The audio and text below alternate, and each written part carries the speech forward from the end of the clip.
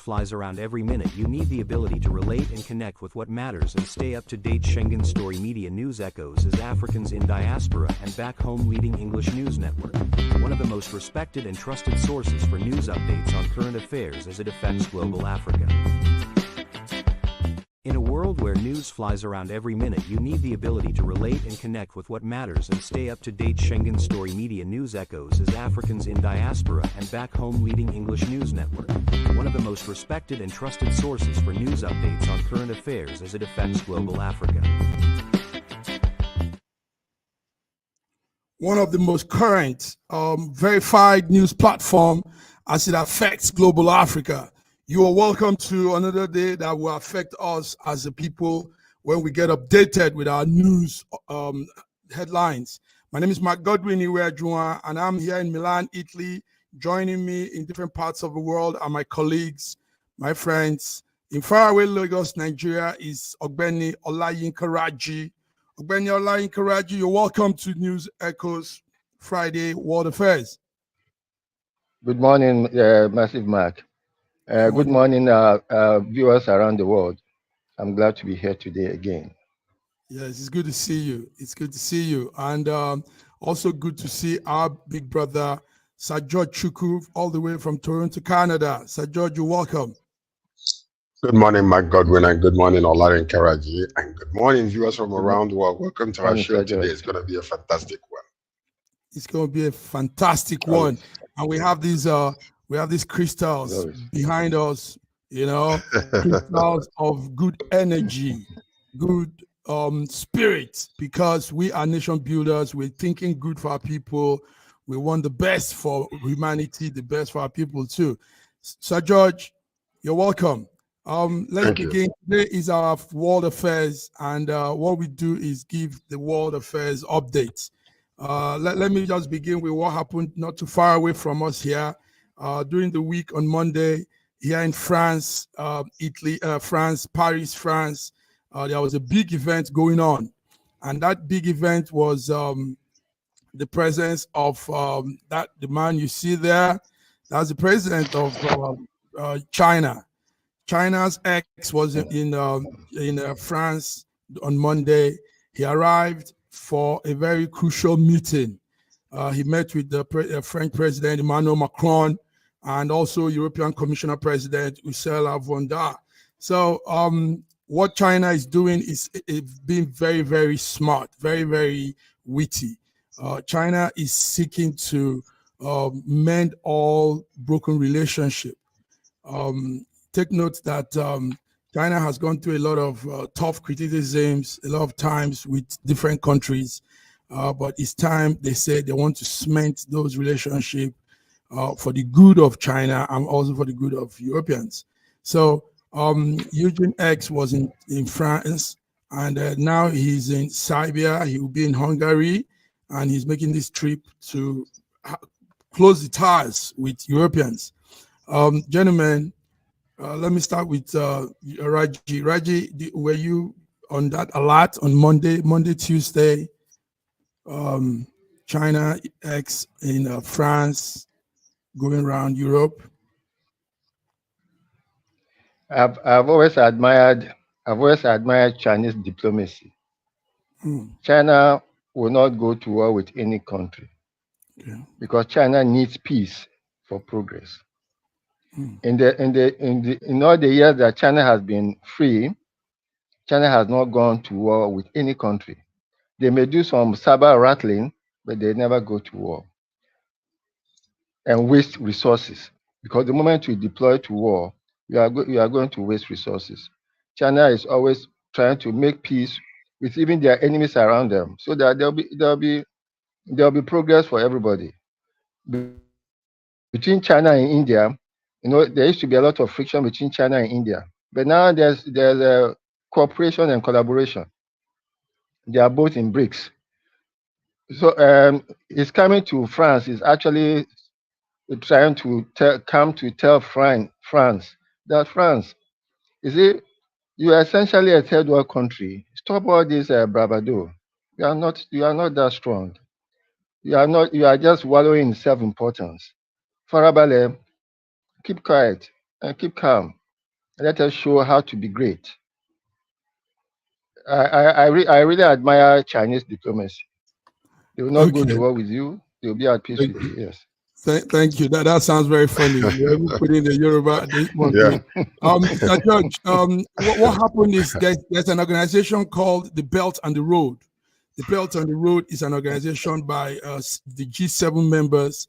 And what now happened was the Belt and the Road is also Chinese initiation to have a collaboration with Europe. So not too long ago, the Belt and the Road organization had some members existing. Italy left the Belt and the Road, and there are plans for some other European countries to leave. So China is not taking it just like a plaything.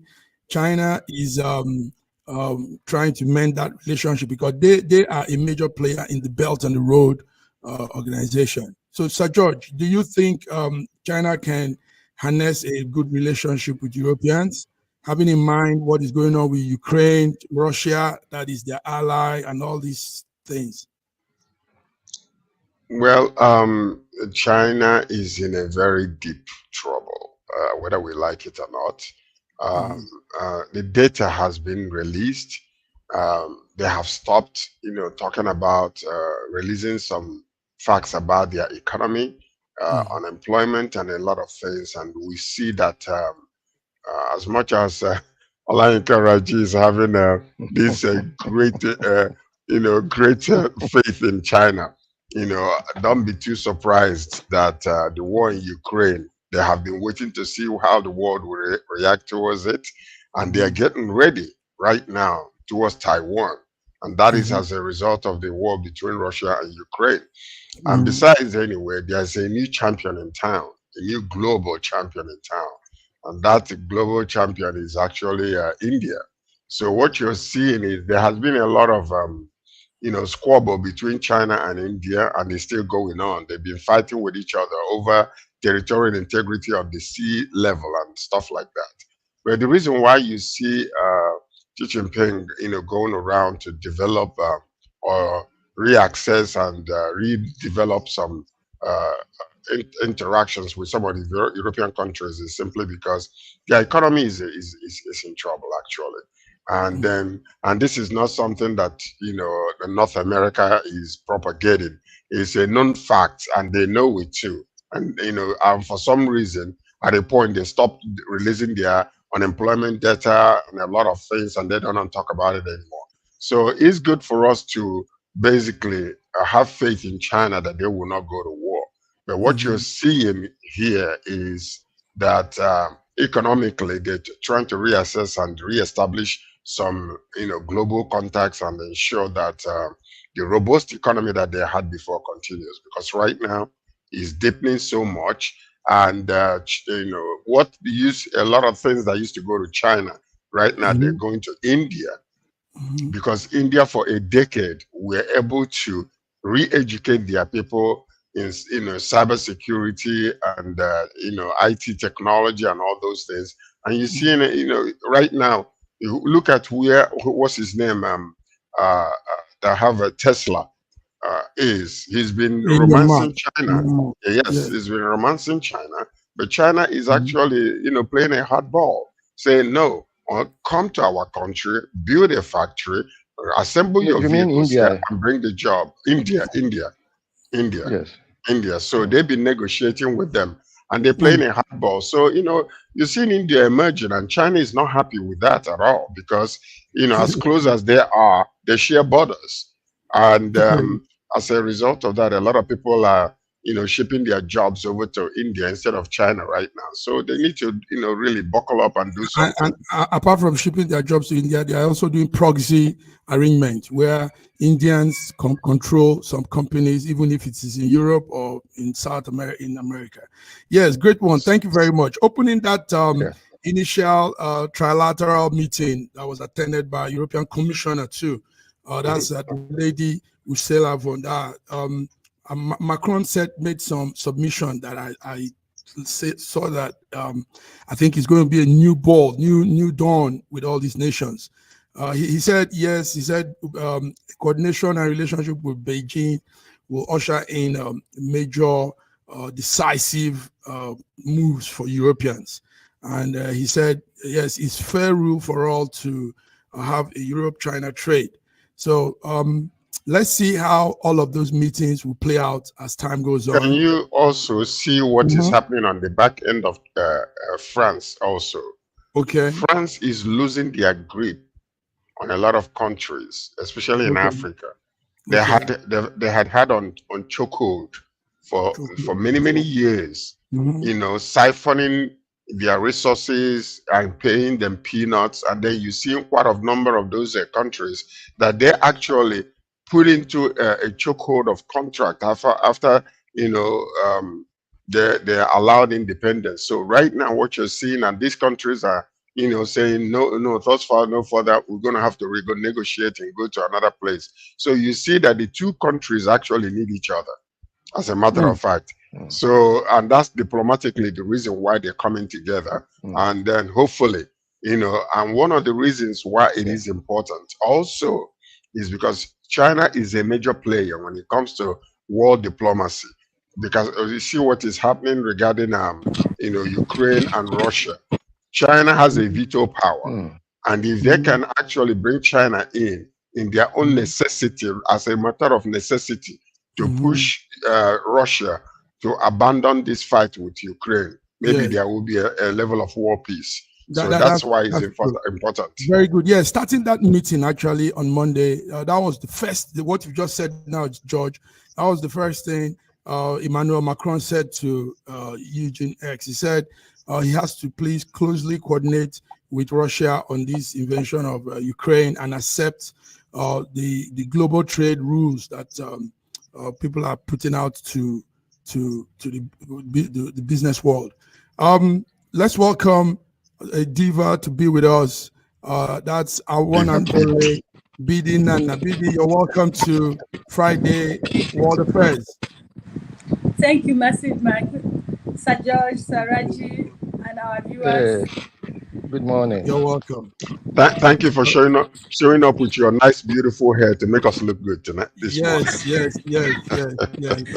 Nice. Okay, gentlemen, let's move on. Let's move on to some other new things going on. Our man is not here from Moscow, Russia, to give us update on the. He's here. He's here now. Okay. Yes. Before he joins us, welcome Dr. Godwin Ibe. Dr. Godwin from Moscow, Russia. You're welcome. Thank you so much for having me. Thank you viewers for tuning in. Thank you. Yes. So, gentlemen, let's come into Dr. Godwin is good here. It's good you're here. Let's come into a topic I want us to go deeper in. It has to do with plane crashes and casualties and plane running off, skidding off the runway. Yesterday, we had a situation where a Boeing flight went off the runway in Turkey, and that's Boeing aircraft. Also, while that was happening in Senegal, one also went off the runway. Now, let our focus be on this. We all know what's been happening with this Boeing airline. Boeing keeps having this situation, and my check on Boeing was, I had some information there. Not a small plane, not a small airline business. In fact, the story is that Boeing is the major income revenue for America. Yes, Boeing as a flight is America's major exporter. That's what brings more dollar value into the American economy. So for Boeing to be having all of this problem is becoming something else. Boeing, like we all know, is a multinational corporation. They design and sell airplanes, rockets, satellites, and all these things. Now, funny enough, that airline you see is named after a man. A man founded that whole idea, this whole business idea. But Boeing is not doing too well lately. There has been numerous crashes, misfortune has been waiting on all these Boeing airline. We also remember in January when one of his plane, the entrance, the door opened mid-air. And in fact, what I heard is the Dana airline that had a crash in Nigeria last 2 weeks is also a Boeing. I don't know if that's true. Somebody said it's a Boeing flight. So gentlemen, let's put our focus on Boeing and air crashes, casualties, and all these things. Because if we don't talk about it, some other people might not talk about it. So I want you to say it as it is. Is it for Boeing to shut its plane business down, get themselves together, because some of their partners that supplies them things, there's a partner called Aerosystem. They supply them some parts and some of the things they use. Aerosystem has come out to say that some of the things Boeing uses has defects. So Aerosystem is a partner in Boeing's plane building. So gentlemen, what will you all say? Let's talk. Let's talk about this. Let me start with you, Raji. Raji, what do you think is happening to Boeing? Yeah, I think like somebody was trying to analyze for us. When you put a financial man in charge of a corporation that requires massive engineering and safety systems, the financial man looks at the bottom line and is more interested in profit. And that's what probably has been the problem with Boeing, because there have been so many cases of safety feature failures in their design. And they made a major re-engineering of their 737 group of planes. Now, this 737 group is what brings them most of the money, most of the income. However, whatever design things they put into it had made that group of the 737 MAX very, very susceptible to crashes, to safety failures. And we remember the one that happened with the Malaysian airline, the one that happened in which a friend of mine was also died when he was coming from Ethiopia, the Ethiopian airline, the 737, and so many other failures. You know, so and there have been cases of where whistleblowers in the system have suddenly been found dead or seen to have committed suicide. It means then that there are so many cover-ups in the system, and it is not good for safety. It's not good for safety. Their safety history in the last 10 years has been quite abysmal. However, they cannot be shut down because they are a very important part of the American financial system. In fact, the American corporate system, shutting down Boeing for whatever reason would just mean a complete collapse of a major part of the American finance system. Yes, thank you very much.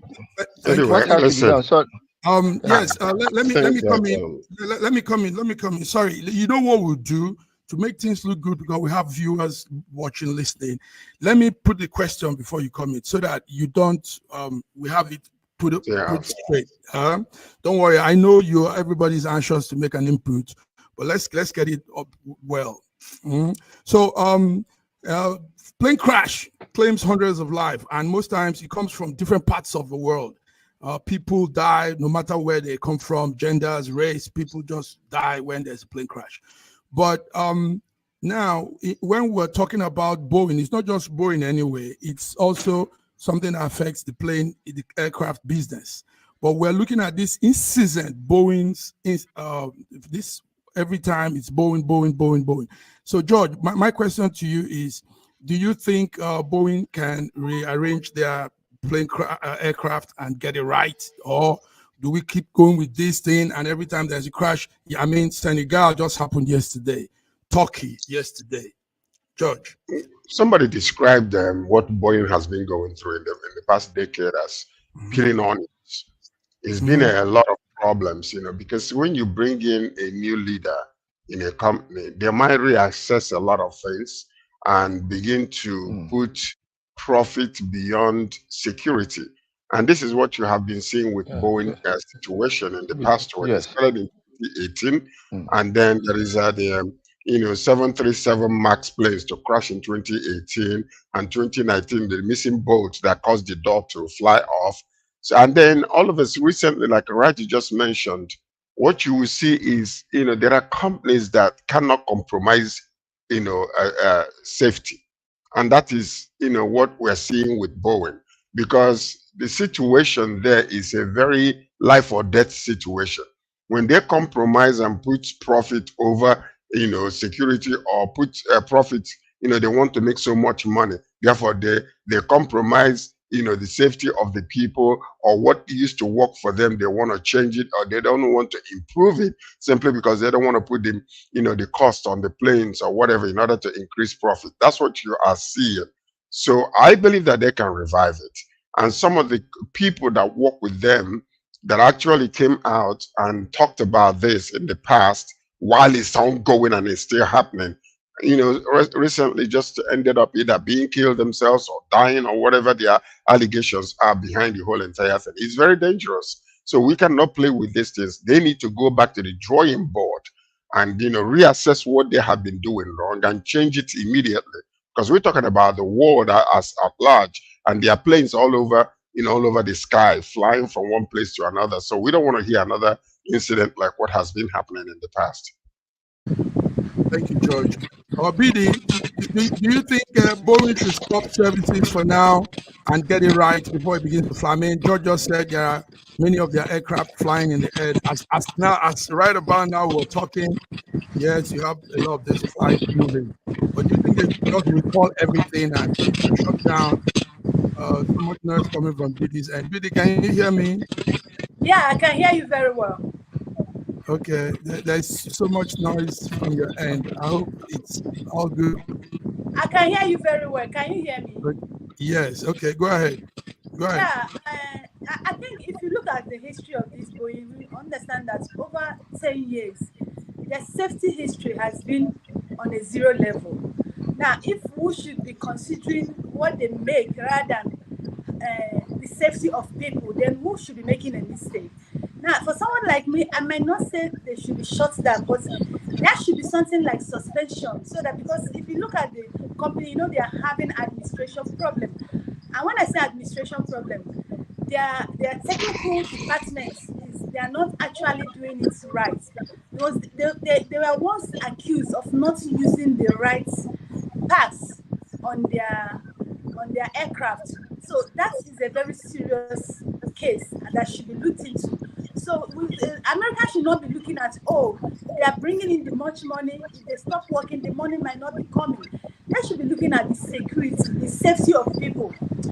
I think they should suspend them, not shutting them down, but there should be a suspension so that they can do a reshufflement and get their house in order. Thank you very much. Thank you very much, BD. Do a reshufflement and get their acts together. Godwin, do you agree with that? Godwin, do you also think that countries and airports and the aviation industry could come together and say, listen, Boeing, go get your acts together. Let's stop your movement for now. Get yourself together, then you can bring in all your planes again. Do you think that could be done instead of having all? I mean, we want to wake up one day and hear one big crash somewhere in one part of the world. Godwin. Well, sorry to burst your bubble, but it's not possible. It's not possible. It's absolutely not possible. For many reasons. First of all, you talked about Boeing contributing to America's economy.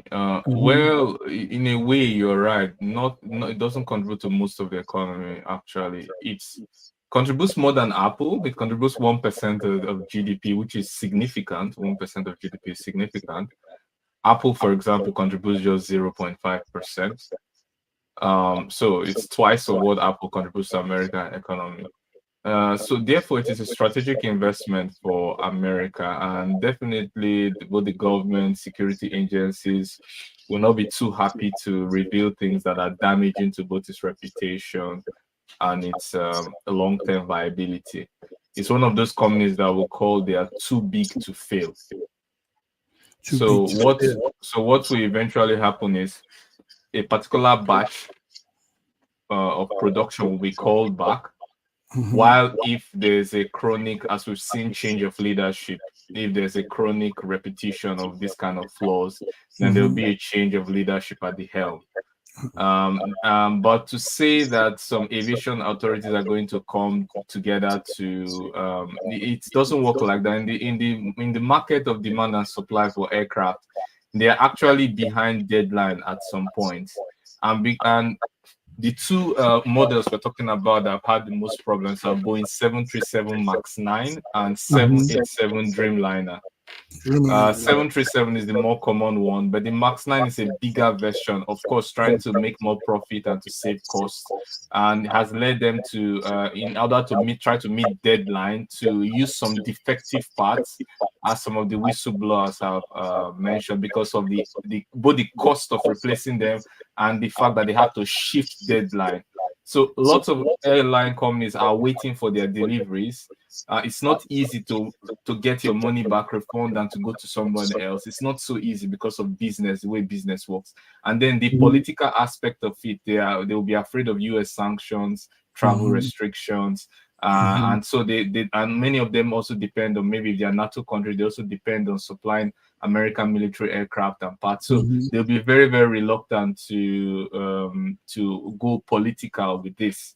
But based on a more quality assurance and quality assurance and quality control, they will recall a batch and try to reshuffle the leadership. But more importantly, is my concern is the hammering on diversity. We want diversity, right, but we don't want it to replace competence.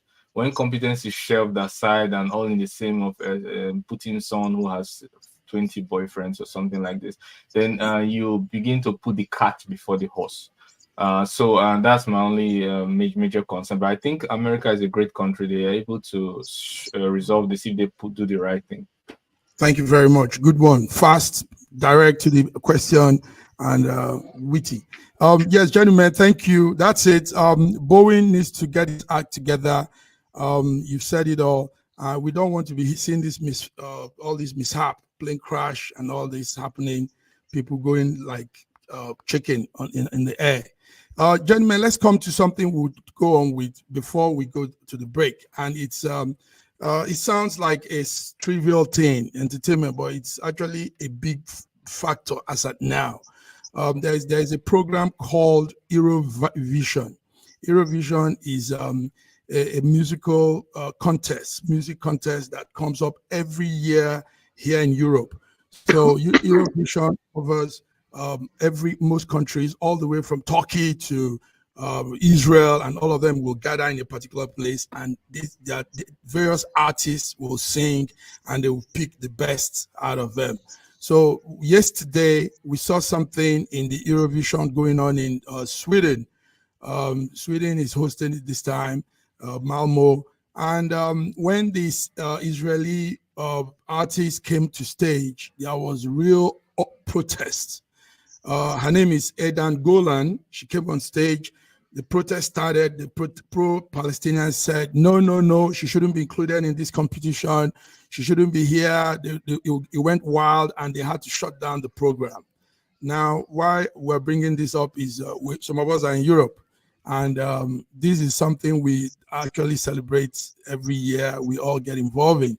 So I want to ask you guys, let me start with George. George, do you think this whole pro-Palestinian thing, protesting, should come to entertainment? I mean, it shouldn't just be a musical event that should let slide and people enjoy? Why do we bring in politics into this? Well, I mean, it's all intermingled. You know, people are expressing their emotion against the nation, and their protest is going all the way down to even even that. I don't think it's fair. I don't think it's fair to the individual, because she might even be against what is happening in Israel and with the Palestinians, but here she is losing her opportunity to shine, as an artist, being ordered to go back to her hotel in Golan. So I don't think it is fair. And what we're seeing around the world today is really, even here in Canada, in Europe, in America, many colleges are, shutting down, and then the students and people from the streets are getting inside these campuses and causing all kinds of issues, So to me, I would say that we need to be a little fair in our application of all these protests and stuff, because it could get out of hand and start affecting people that doesn't even need to be affected, like that what we're seeing here. This is just an individual who is just having a good time trying to entertain the world, and then being shut down by people's emotions and stuff like that.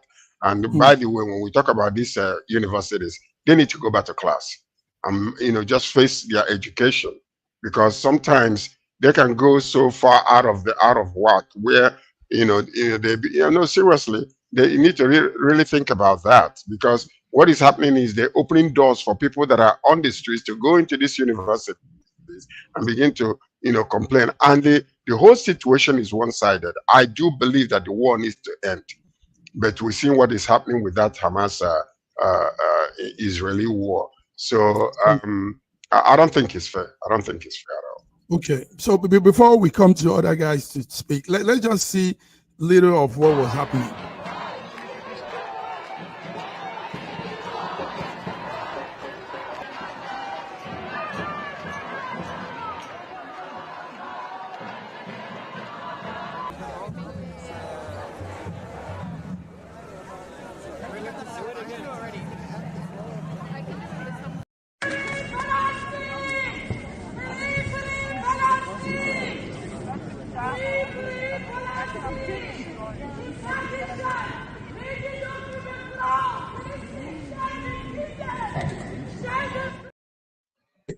Two events in one. You just saw two things that happened the past week.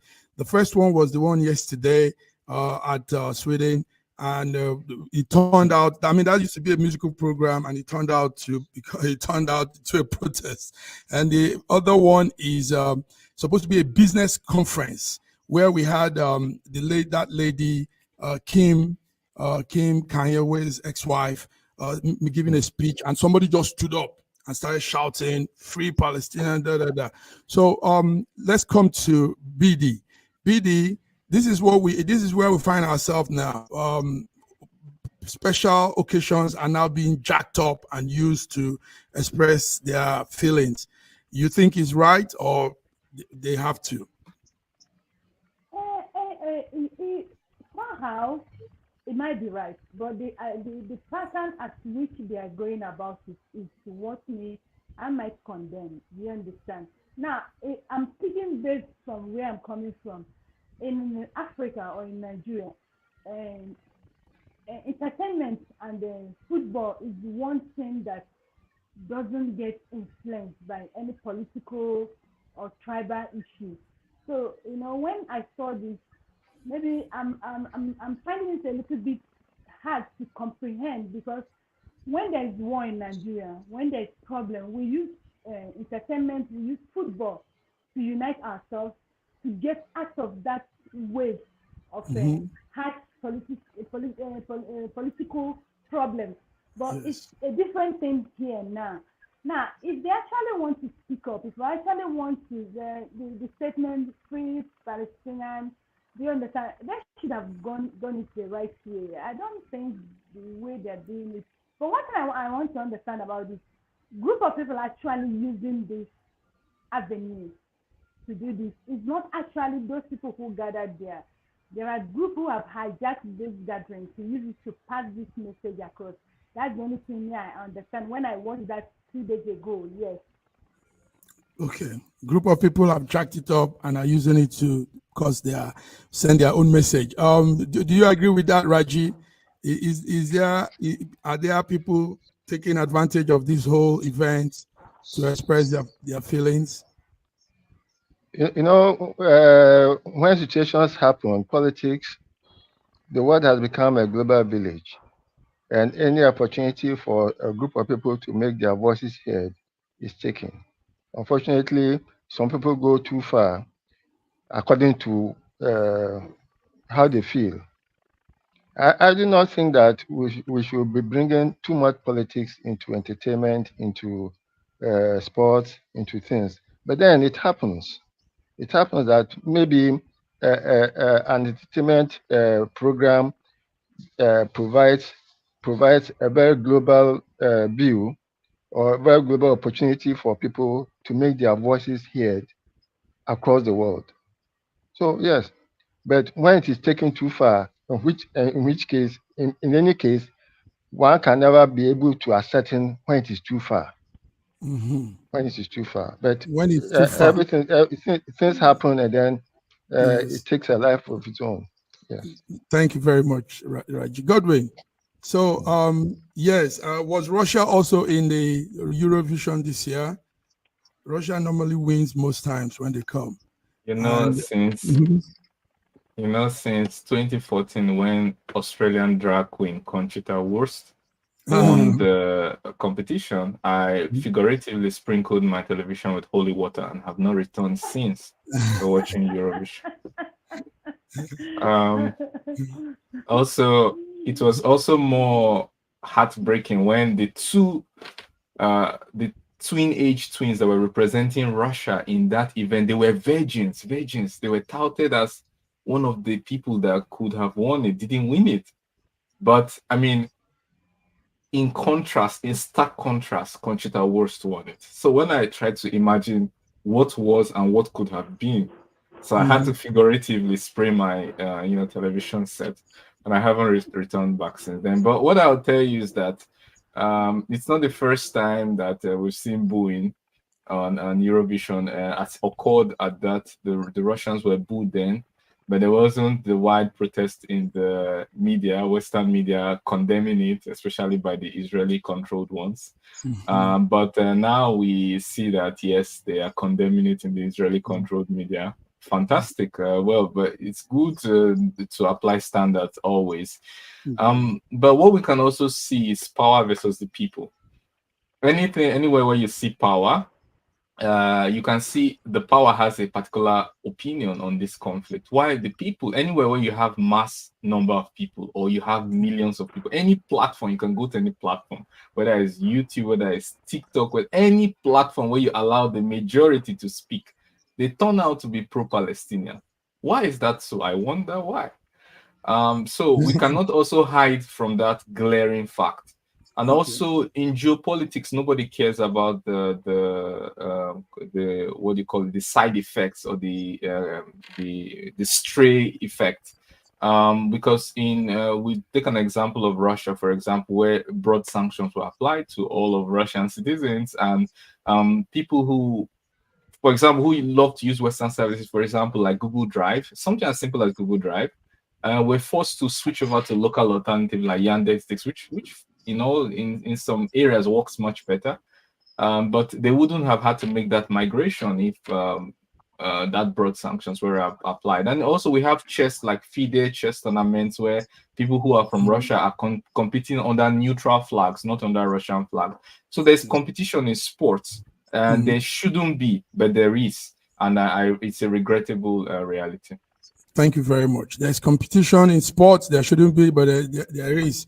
Well, Israel's Aiden Golan responded by saying she's focused on giving out the best performance, and nothing will stop her, she said. Take note that that the activist Greta Thunberg was also there, and she also was. Go ahead, George. Go ahead.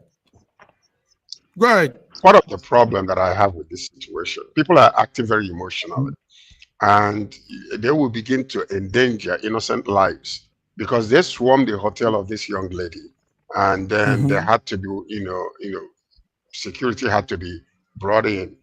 So when people begin to act emotionally, they nullify the righteous judgment, that is supposed to be applied to situation. So that's my only concern. And one of the other things that is happening, a lot of people are out there, protesting, but when you specifically ask them questions directly, why are they there? Most of them don't even know. They don't have the facts together, so, and that's what you've seen largely in a lot of campuses and a lot of areas. They just come out, they're against Israel. Yes, indeed, there might be reasons, but nobody is talking about the hostages that are being held up until now. Nobody is talking about that, because when you want to go to the left, you have to balance it with the right in order to be, fair and just. No, I do understand the fact that this war needs to end for the purpose of the people, innocent souls. And this is part of that reason why I hate, this dictatorship type of government in some of the countries where one individual can just hijack the government and say, this is what we're doing. It doesn't really matter. I dictate it. Nobody can, counter it. So, and that's where Bibi is right now, because Bibi is in trouble. And Bibi would rather have this particular situation, because she was fighting the Justice Department when, the security failed on this particular issue. Now he wants to prove that he is capable of safeguarding and saving Israel. So that's where we see. So it's a really, catch-22 type of situation in this whole entire thing. Catch-22 type of situation. Guys, let's do this small break. We'll be back. Thank you.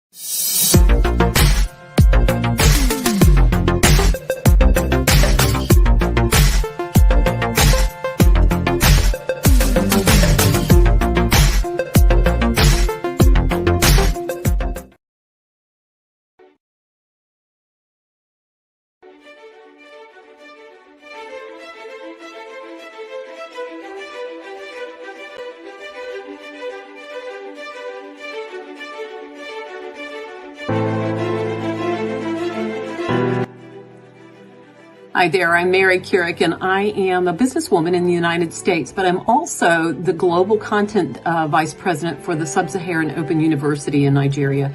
I could not be prouder to work with Dr. Osita Anamika and his team on helping to create not just entrepreneurs and skill-based talent that will get out into the workforce and make a living for themselves, but also young leaders. And to that end, with this integrity-rich university environment that's accredited now, and it's just an amazing opportunity for anyone there of any age to jump on board and learn, we want to let you know about a new offering that we have. We have a global governance and diplomacy course now provided by a whole team of people that crosses several countries to put together these resources and lots of great information for those of you who might be on the path toward public service and diplomatic service, NGO leadership, that sort of thing. We hope that you will walk through this open door and enjoy.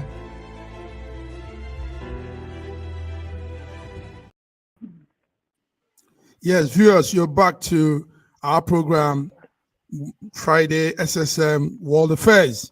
Gentlemen, you're welcome. When the landmark issue was happening in Lagos and Nigeria, the federal government breaking down structure, I thought that was an African thing until last week. I found out that the Saudi Arabia government is even doing more harsher one. They are going more harsh with their citizens to claim a land for the future. So we're talking about Neom. Saudi forces are told to clear land for the eco city called Neom in a part of Saudi Arabia where the natives there are called the Huwatas. They are said to be locals in that area, but now Mohammed bin Salam says the soldiers should do anything they can to remove this tribe people and these people that have been taken the land, that they want that land for their own futuristic city. So gentlemen, let's look into this. I don't know if you guys have the story, but it's also going very strong in most media homes. So this is the land. This is an aerial view of the space, and the Saudi government wants to they want to create a project called Neom Eco Project.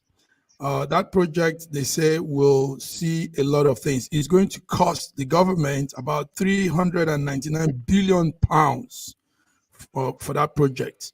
The aim is, they said, is to diversify the kingdom's economy away from oil production.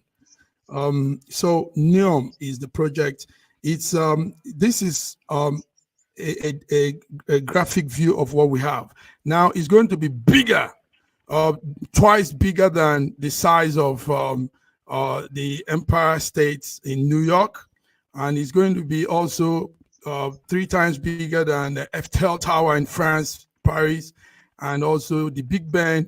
In fact, Big Ben is looking a little like it. So the red mark you see is the size of the project, 200 meters on both stretch, and the length is that 500 meters. So they have to take this land, and they are taking it from natives. In fact, they killed one of the natives yesterday, all because they want to take their land. So, gentlemen, do you have the story? Godwin, what have you heard about Saudi Arabia Eco Project?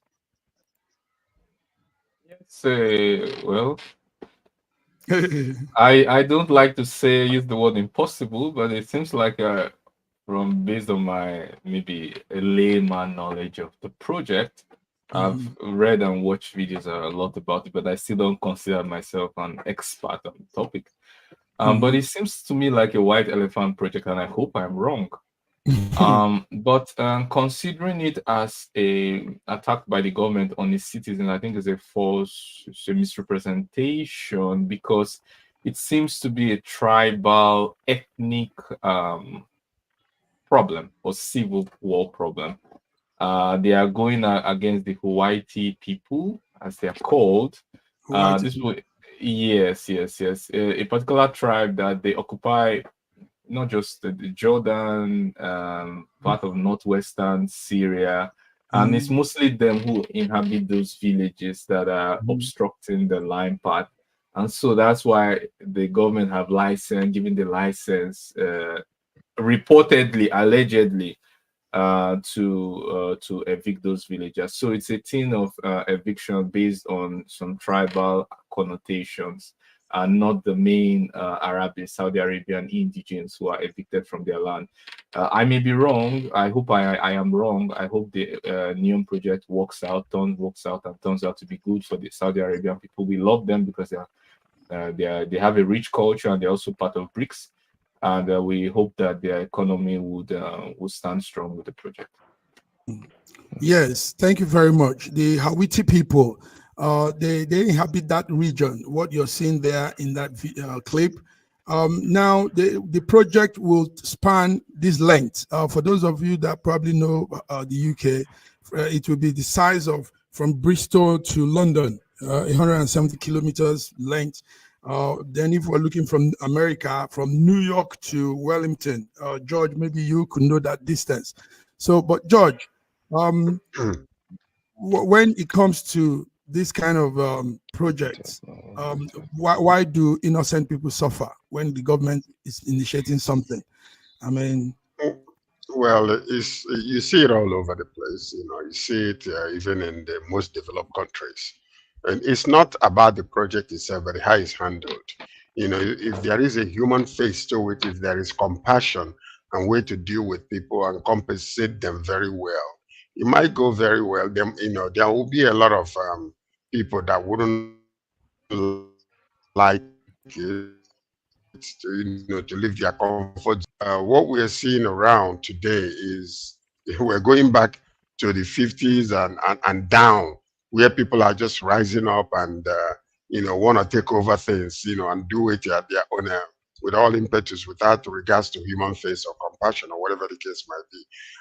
I'm hoping that this project, they will find a common level of understanding, so that the people that are negatively affected can actually be compensated very well while the project is going on, because I know nobody wants to leave their land, quite naturally. It's very change is inevitable, but sometimes it's very uncomfortable, and that's what we're seeing here. The project hopefully is going to cost about 1.3 trillion. Already, and they have already they've made some progress, but there has been a whole lot of backlash, really.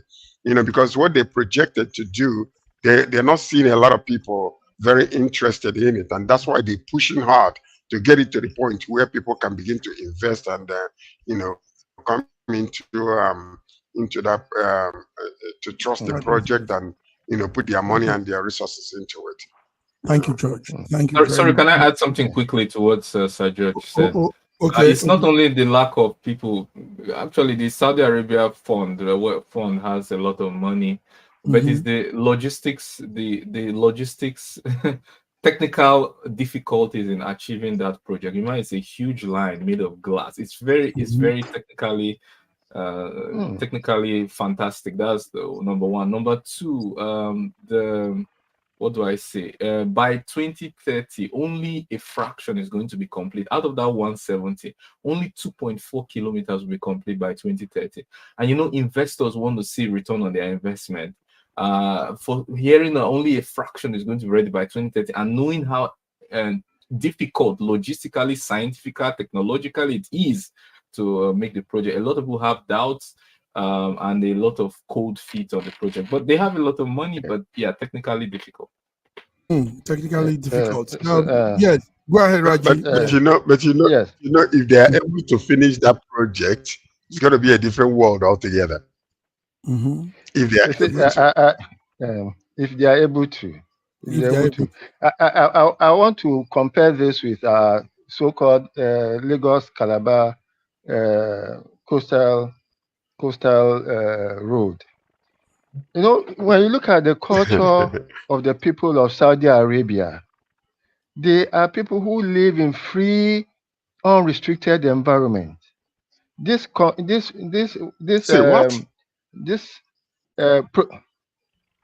people who live in there are people who live in free. Oh no, his network went off. Okay, he's coming back. He's coming back. Let him come back. I want to hear him. Go ahead. Okay. Yes. Okay. But then this project is so restrictive that you are going to restrict more than 1 million people within a space of between 200 meters and 170 kilometers. It is completely against the culture and even the mindset of the people of Saudi Arabia. They are free people. They want to roam, but you are going to restrict them to that place. And I hope that project fails. Didi, what do you have on that project? When we saw what they were doing to Lagos people, we thought it was just for that. Now we are seeing this again in Saudi. I will speak, but please, I want to ask Raji a question. Why do you want that project to fail? Can you educate me a little? Because it is restrictive, very, very restrictive of the way of life of the people.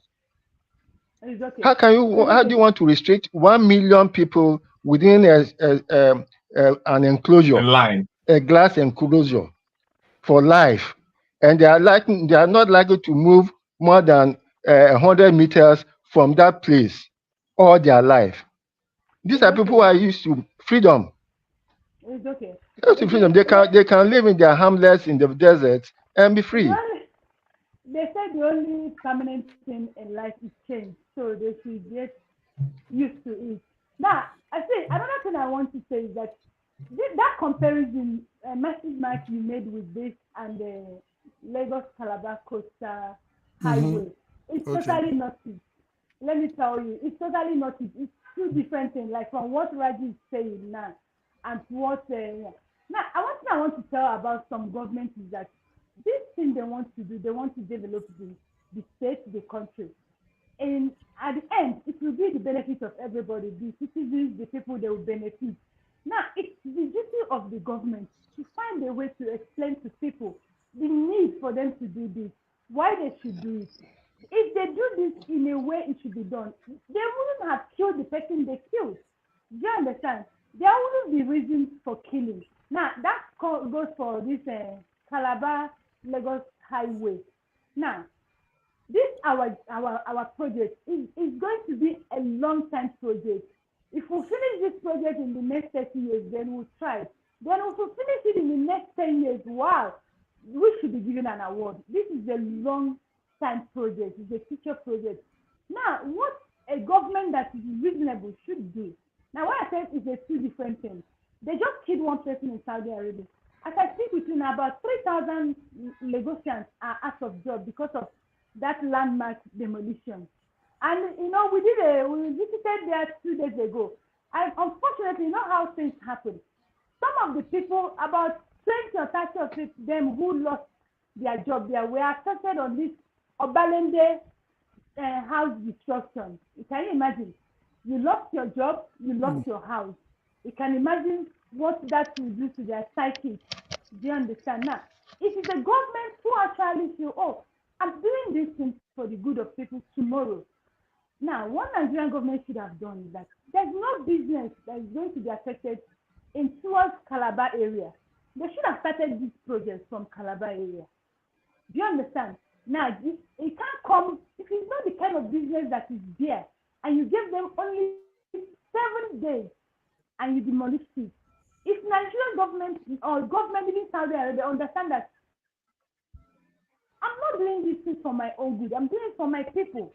So they don't need to suffer for me to give them a better life, for me to change their way of living. Thank you very much. To Thank you, educate them and make them understand, and do it in a way that everyone will understand and benefit. Thank you. Good one, Billy. Good one. Well, I compared it. It's not in that comparison. Mine was the fact that they are, killing somebody now because you're trying to claim a land. Okay, gentlemen. That's completely different. Yes, let's. Just one little thing. I want to add that Saudi Arabia enjoys public approval of their citizens. Their government is very popular in Saudi Arabia and in the Middle East. In fact, in the West, even in the West. Yes. So they're not like this kind of taking things above. I understand Raji talked about their restrictive life and all. They are wanting to roam, but it has the approval of most of the people for this Neom project. They are popular. The people have no choice, actually. Okay, guys. Another one. We've said a lot about business investors coming in. BD just talked about the landmark and all this situation. Now, listen to this. I know you all had it. Jobs is at risk as Microsoft shuts down its African Development Center in Lagos. And what I've got to know is that this shutting down in Africa is just Lagos. The Nairobi facility, Kenya Nairobi facility, is still on, and in fact, they've expanded. So why will jobs be shutting down? Microsoft is one very vital company. They're into software, they're into a lot of things. Now, having that innovation center, like they called it, they said it was bringing a lot into the Lagos economy too.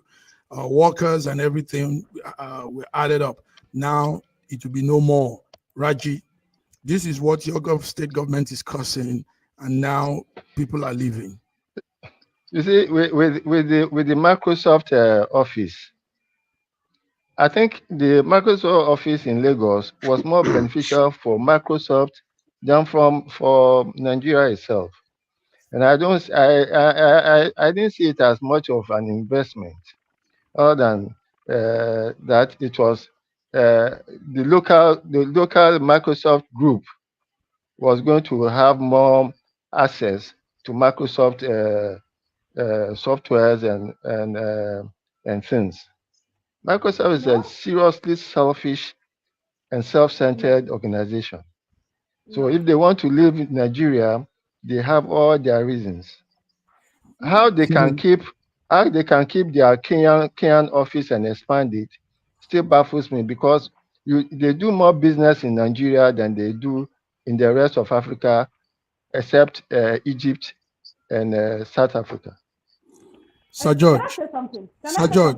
Listen, Okay. what we're seeing here is, I mean, a company is a company. A company is not a country.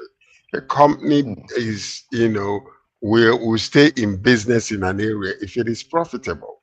When you have an economy, a political environment that is unstable, you have insecurity, you have all these, situations that are happening in our country that doesn't make it to be very attractive, to open up a business and stay in business. They just opened up a couple of years ago. So maybe they're looking at the political stability in Kenya versus what is happening in our country, or the financial aspect of things, and then insecurity and all this.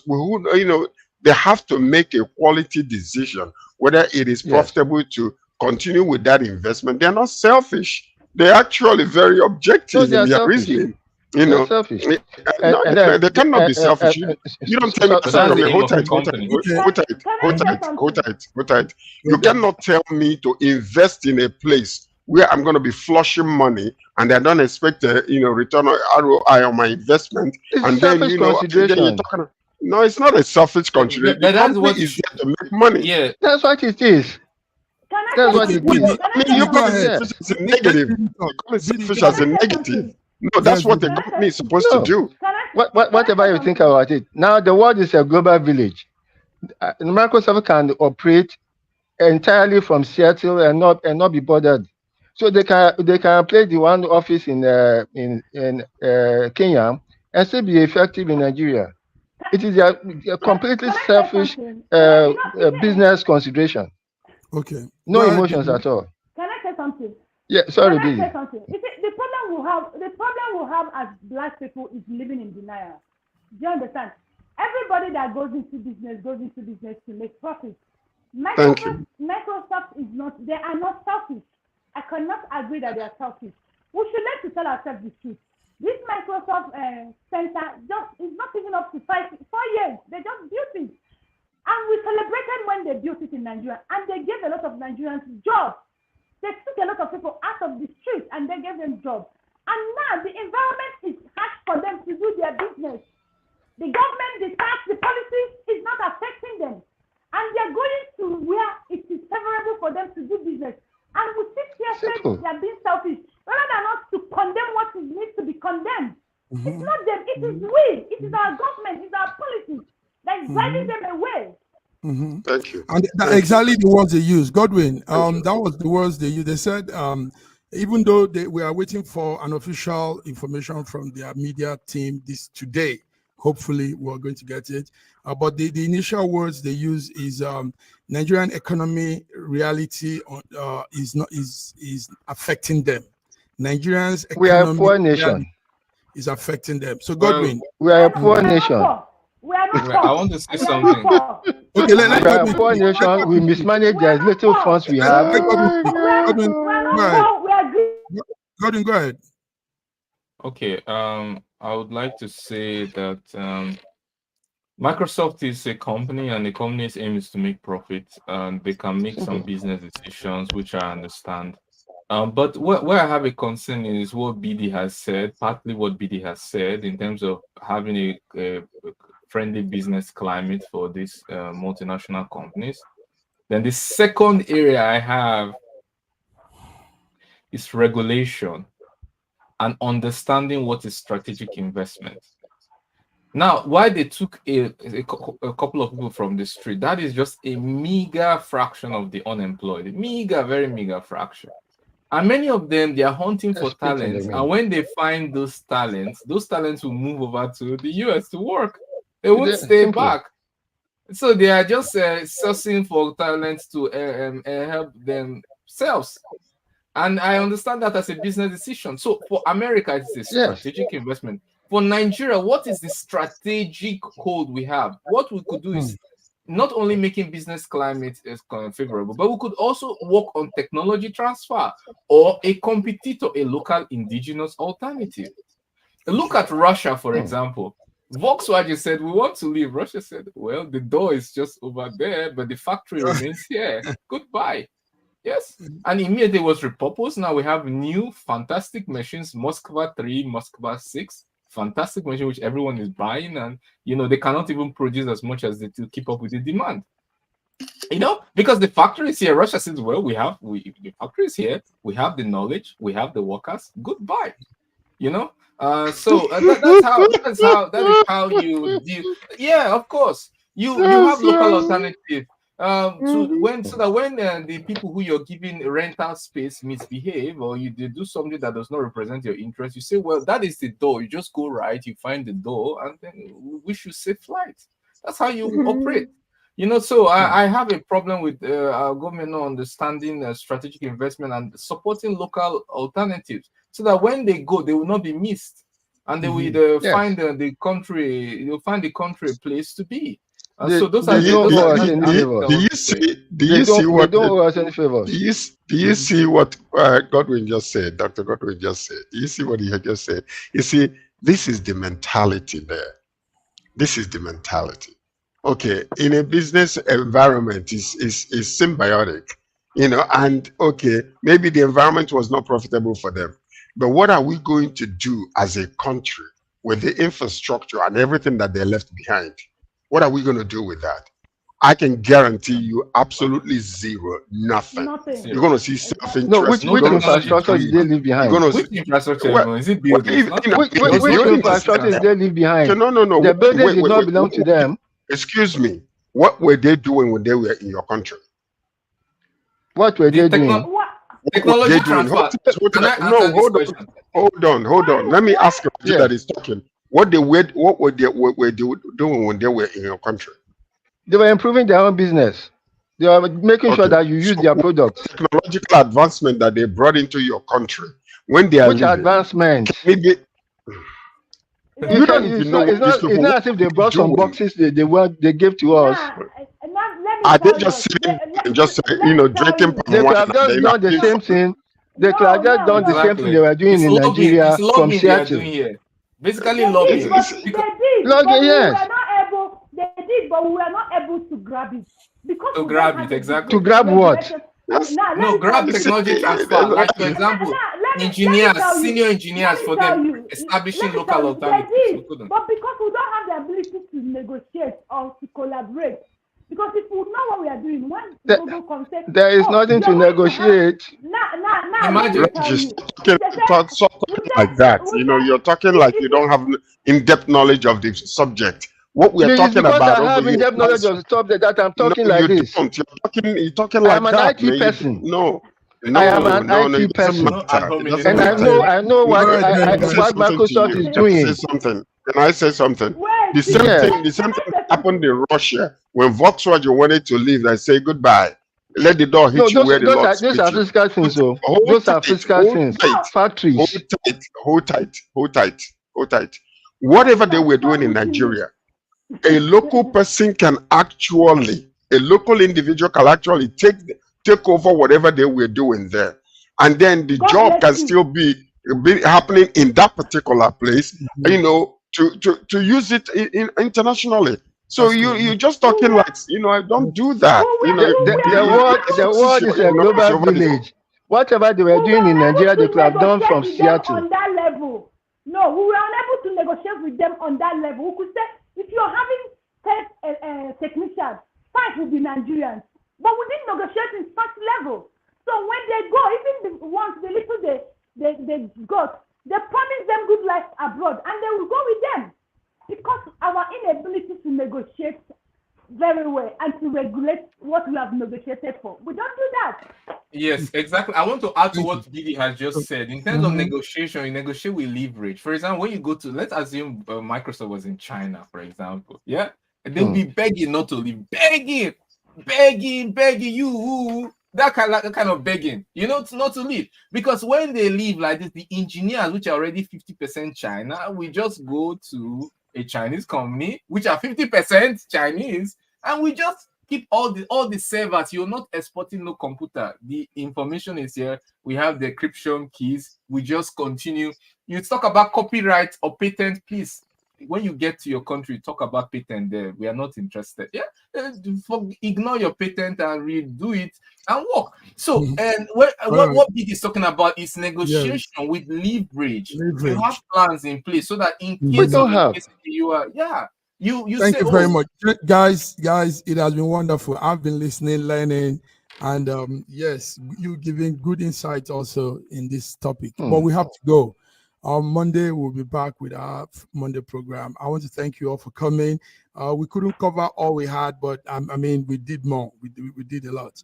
We wanted Joy to give us update on the Trump and the stormy, whatever. The stormy sound. And all the other stuff. Russia has begun a new operation, Kharkiv. Yes, we wanted you to. We were looking for you last time to hear what was happening at the border town of Ukraine and the nuclear drill.